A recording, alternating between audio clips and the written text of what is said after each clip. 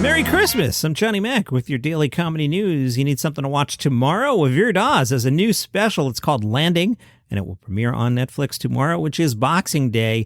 Juston McKinney spoke to Seacoast Online, your home for comedy news. Every year, Juston does a year in review show. Juston is a good guy. I worked with him for a few years back when there was Blue Collar, The Next Generation. Got to know Juston, a little bit. Very cool guy.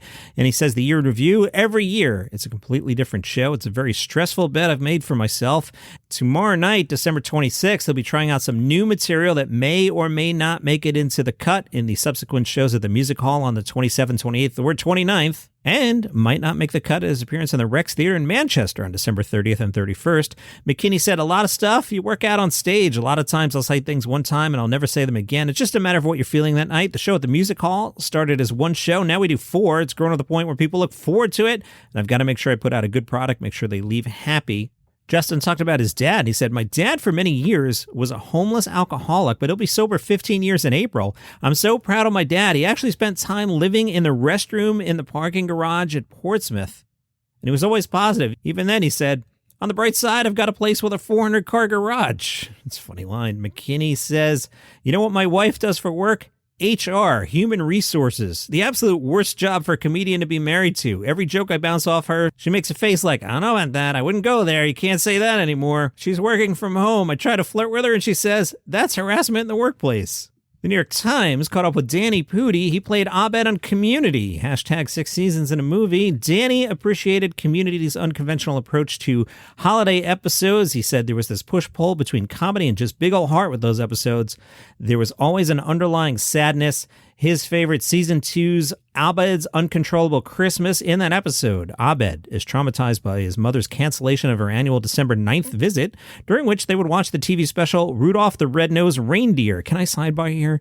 I came downstairs and my mother was watching Frosty the Snowman, and she was like, you used to love Frosty the Snowman. And I'm like, yes, it was the 1970s and there was one cartoon on, so I watched it once a year. You used to love Frosty the Snowman.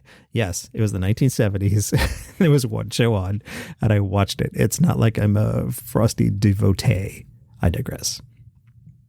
Abed and his mom would watch Rudolph the Red-Nosed Reindeer on December 9th, apparently.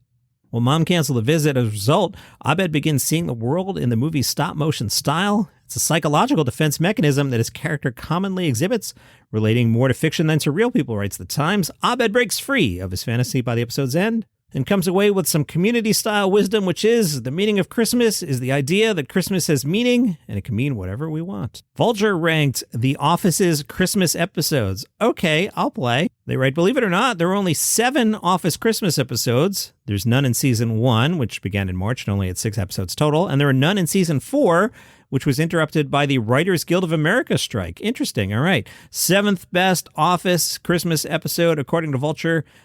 Season 8's Christmas Wishes.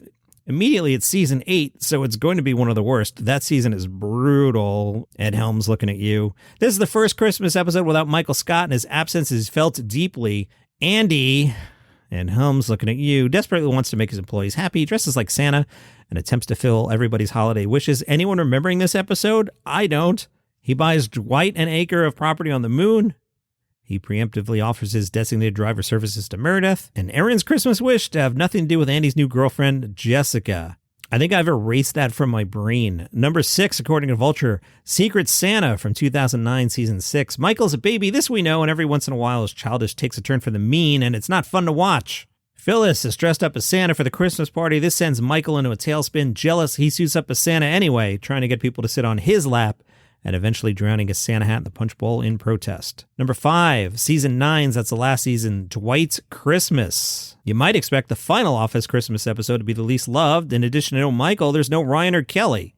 Phyllis forgets to plan a Christmas party. It's her way of further blackmailing Angela, who she knows is cheating on her husband with Dwight. Daryl gets so drunk he collapses into the food table, and Nellie kisses Toby to get him to stop talking about the Scranton Strangler. Dwight whips up an authentic Pennsylvania Dutch-themed Christmas and dresses up like Belsnickel, and he serves everyone ample amounts of a German wine, German stew made from rabbit, and some stuffed pig stomach.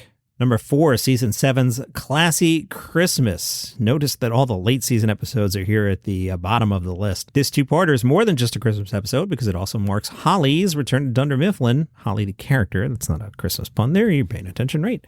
When Michael hears the news, he scraps the Christmas party Pam had planned and asks her to rethrow it so it coincides with Holly's arrival. He goes all out with a classy Christmas party to impress her, replacing colorful decorations with elegant ones, skipping CDs in favor of a live bassist, and swapping his Santa suit for a velvet smoking jacket. Number 3, Moroccan Christmas from 2008, Season 5.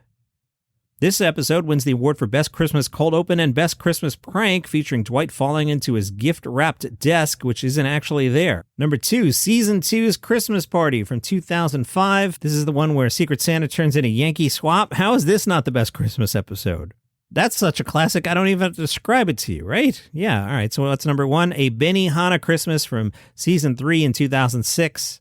The success of this episode lies in little moments. Michael donating his used bicycle to the toy drive. Michael wearing his Dunder Mifflin robe, a Christmas gift from corporate, and he wears it around the office. Michael listening to 30 seconds iTunes preview of Goodbye My Lover by James Blunt over and over and not buying it. Michael also calling Benihana Asian Hooters. All right, not bad for a Christmas Day episode, right? All right, from The Guardian, The Guardian's top comedy shows of 2022. This will be pretty British, folks. Number 10, Nish Kumar. Kumar explored the implications of the moment when his anti-colonial, anti-Brexit jokes at a posh charity gig saw him pelted with bread rolls. Number 9, Lara Recoats. All right, let me read you the title as spelled GRL/LATNX/DEF. I'm going to verbalize that as Girl Latinx Deaf. This was a debut at the Fringe by the Mexican-American comic and reigning Funny Women champ. Lara waltzed off with the Edinburgh Festival's Best Newcomer Award. Number 8, Sami Abu Warday's Bedu. I'm not familiar with Sami at all. Character, comedy, and clown rolled into one. Sami riffs on the tale of a Palestinian refugee's journey to the UK. It includes Rodrigo the sleazy guitarist and an overeager kid's ninja coach. They all star in a cruise ship antic that combines the uproarious and ridiculous with intriguing hints of something more substantial. Number 7 is Chloe Pett's Transience. Chloe's special is about living her life as the man I always wanted to be, with quiet conviction, nuance, and an amusing sense of her own. Number 6, Tarot, Cautionary Tales. It's an hour of occult-tinged teen comedy. An audience member is asked to tally every single laugh on the show. Suffice to say, they're kept very busy. Sounds fun. Number 5 is Frankie Thompson's Cats with 2 T's. The Guardian writes, now and then a show comes along that creates its own theatrical language and finds new ways of making us laugh. Frankie Thompson's Cats with 2 T's was one such performance, a mental health coping mechanism wrapped in a DIY compendium of cat videos and delivered by a keep fit clown on a treadmill. All right. Number 4, Jordan Gray's Is It a Bird? I remember telling you about this one in the summer. The Guardian writes, the Edinburgh Fringe is where to go for those A Star is Born moments. And no one present at Is It a Bird could doubt that that's exactly what they were witnessing. Wow. Addressing transgenderism, culture wars, clickbait, superheroes, and more, this irrepressible musical comedy hour will be cited in I Was There anecdotes for years to come. Number 3, Jacqueline Novak's Get on Your Knees.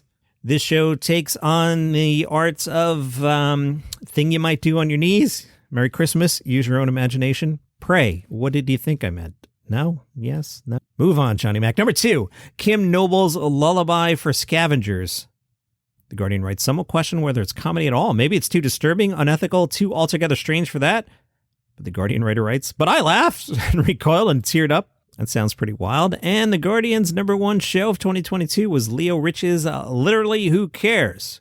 Preening, narcissistic, and brutal. Leo's persona could be read as a satire on the Gen Z ego run amok.